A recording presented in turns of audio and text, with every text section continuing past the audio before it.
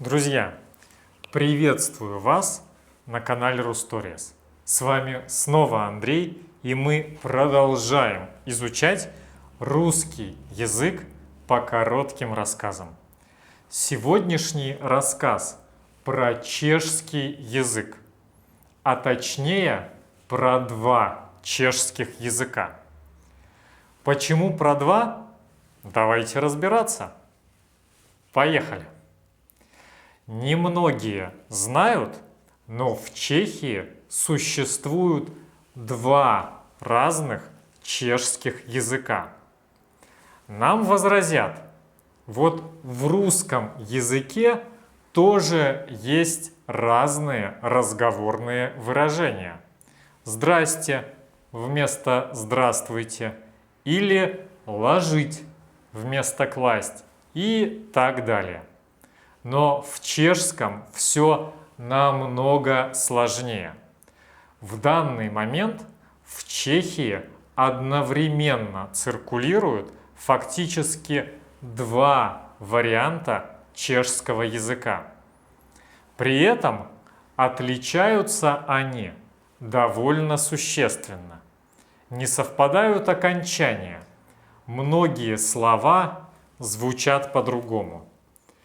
Да, даже звучат они по-разному фактически. Дети, когда приходят в школу, то с удивлением узнают, что надо говорить «оно» вместо «ё». Это «да» по-чешски. Или «дикуе» вместо «дикую». Это «благодарю». Если коротко, то во времена Австро-Венгрии писать на чешском не поощрялось. Вся документация велась на немецком языке. Книги издавались тоже на нем, и в школах учились на немецком языке. Только люди все равно между собой говорили по-чешски. При этом в разных городах были еще и разные диалекты этого разговорного чешского. Поэтому в XIX веке чехи стали восстанавливать свой литературный язык. Ближайшим по возрасту образцом литературного языка была Карлицкая Библия, написанная 300 лет назад в XVI веке. Чешский язык в нынешнем виде редчайший феномен.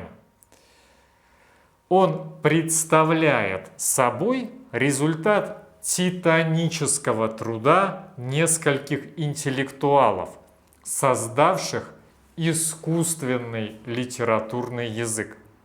Основой чешского литературного языка стали сохранившиеся крупицы деревенских говоров разных диалектов. Что-то похожее было, когда индийские брахманы создавали санскрит. Чешский в Чехии до XVIII века считался языком деревенщины. Все в городах говорили на немецком. Лингвист Йозеф Добровский, который знал кучу языков, написал первую чешскую грамматику на немецком. Она стала базой, по которой учились все следующие поколения. В разговорном языке, естественно, отсутствовали некоторые понятия. Их пришлось придумать, не перенимать же с немецкого. Так появились выдуманные чешские слова.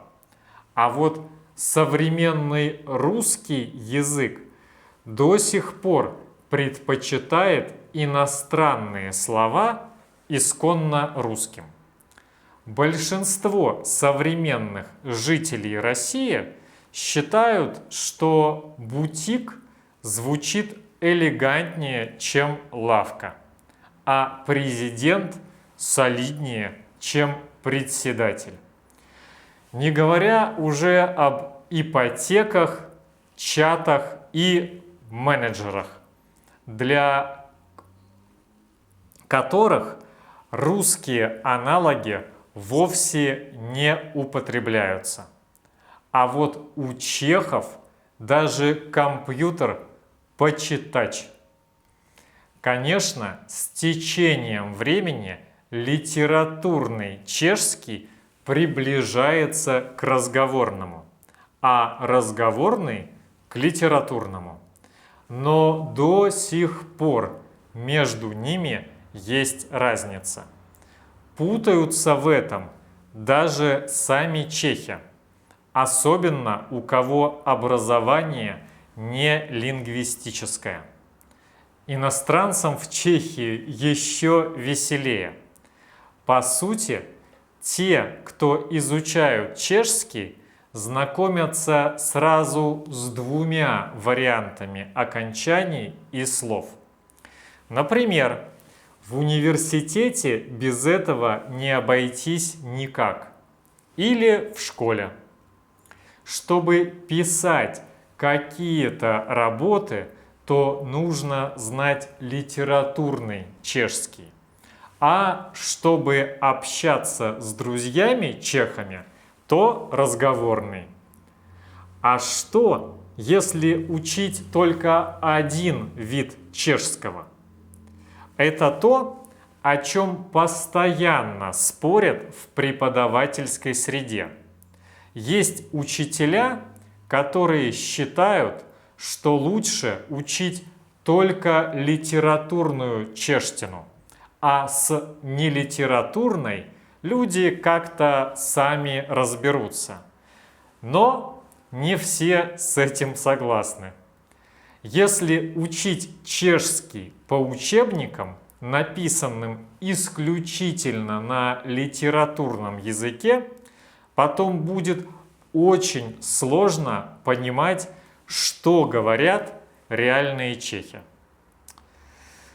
Вот такая любопытная история, друзья. А с какими трудностями вы сталкиваетесь при изучении русского языка? Что вам кажется самым непривычным или сложным в изучении? Я буду очень рад, если вы поделитесь своими впечатлениями в комментариях. А у меня на сегодня все. Огромное спасибо, что смотрели это видео. До встречи в следующих выпусках. Огромной вам удачи и пока!